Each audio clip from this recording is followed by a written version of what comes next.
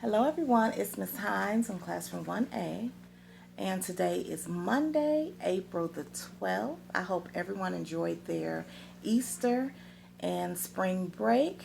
I hope everyone had a great time, and I hope everyone is ready to get back into learning mode. That's right. So today we are going to review. We're going to review our numbers. We're going to review numbers 1 through, let's do 1 through 10. Run 1 through 10 today. Um, and, well, actually, let's see if we can count from 1 to 10. All right, so everyone follow me or repeat after me. We're going to start with number 1. So we're going to say 1, 2, 3, 4, 5, 6, 7, 8, 9, and 10. So I have 10 fingers here, and we counted to our number 10. Okay? And also, I want everyone to look at the shirt I have on. Can you look at this shirt? Can you tell me what colors are in my shirt? Anybody know? Okay, well, I see the color brown. I see the color black. And I see the color tan. Now, tan wasn't one of the colors that we went over, but it is a shade of brown. Tan is like an off shade of brown. Okay, so here's my shirt with our black, tan, and brown in it. All right, and also I'd like to read a book. This month we're going to be talking about animals, some farm animals or just animals in general. And I have a book here that I'd like to share with you all.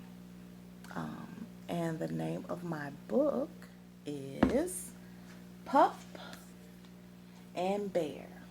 Okay, so I have the book called Pup and Bear that I'd like to read to you all. I hope you enjoy it. And let's go over the different parts of our book as well. Okay, we have our front of our book. All right, anybody remember what this is called? What is this called? We have one too, and it's in our back. Well, this is called our spine of our book. This is our spine. This is what holds our book together. We also have the back of our book. This is the back of our book. So let's begin our story. The story of Pup and Bear. It says, whoosh. When the great gray owl swooped down, stretching, hoo, hoo, the Arctic wolves knew that the big freeze was on its way. There he is. And there's our wolves.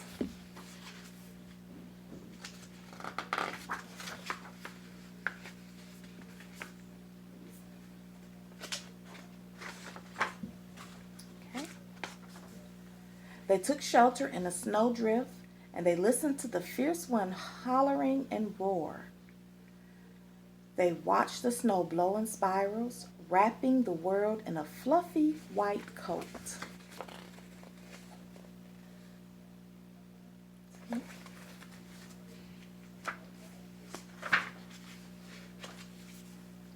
But then the wind's bitter cold breath turned warm and the sun appeared.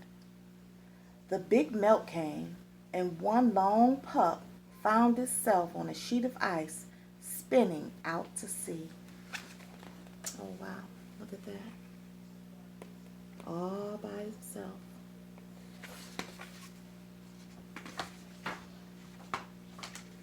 The pup slid into the water. He swam and he swam. When he reached land, he burrowed into a snowbank. He was tired and he wanted his mother. The pup closed his eyes and fell asleep, listening to the throb of silence across the still landscape.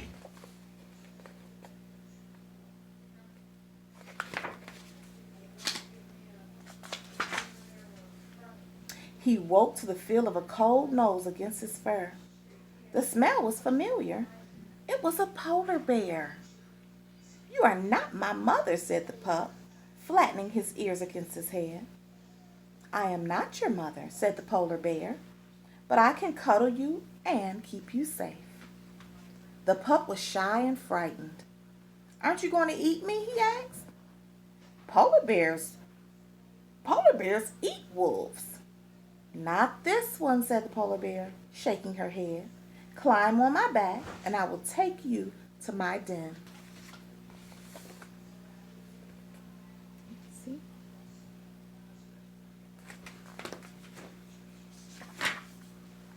The pup stretched a paw forward cautiously. Then he climbed onto the polar bear's back, and they crossed the tundra under the watchful eyes of a trio of baby puffins learning to fly. There he is, and the baby puffins. Back at the den, the polar bear licked and cleaned the pup. "I am not your mother," she said, "but I can feed you and keep you warm." The next day they set off across the wintry tundra.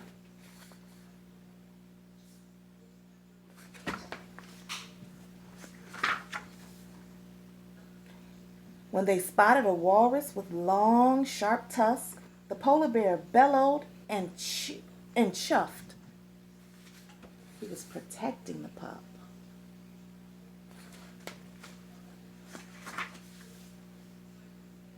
"Where are you going?" asked the pup as they neared the water.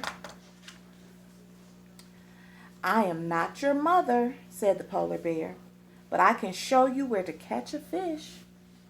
They passed a snow goose perched on a nest of eggs. They sniffled the trail of a seal as he tried to outsmart them. And they stopped at the water's edge where the fish and the lemmings came and went in the wondrous wheel of life. So they did all of those things.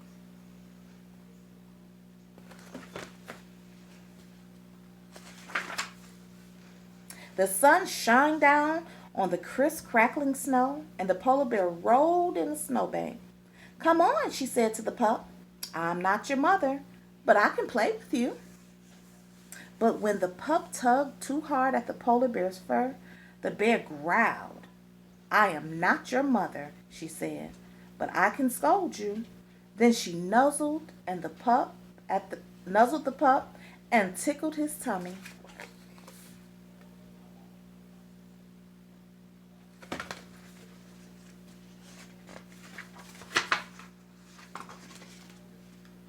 Tired at last, the pup curled up against the bear, and they napped, listening to the wind whimper and sigh. They're sleeping.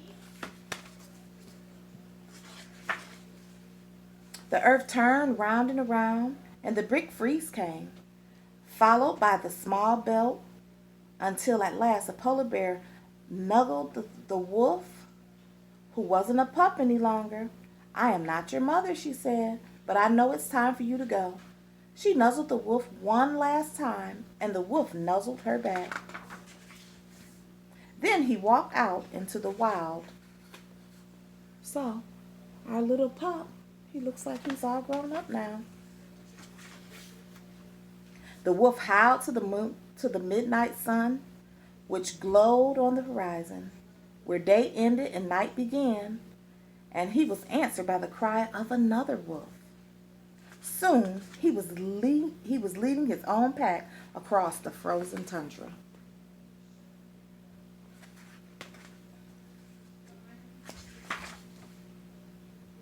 Then one day the wolf came upon a polar bear cub huddled in a snowdrift.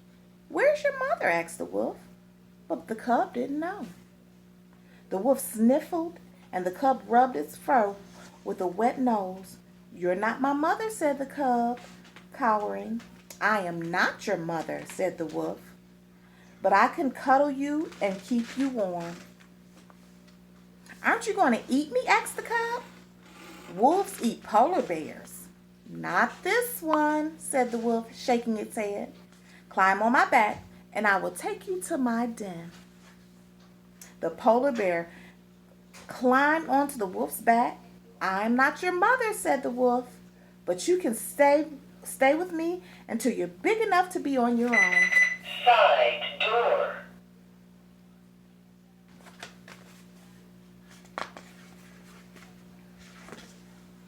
After the wolf led the pack back across the tundra, along the path they went around and around in the wondrous wheel of life.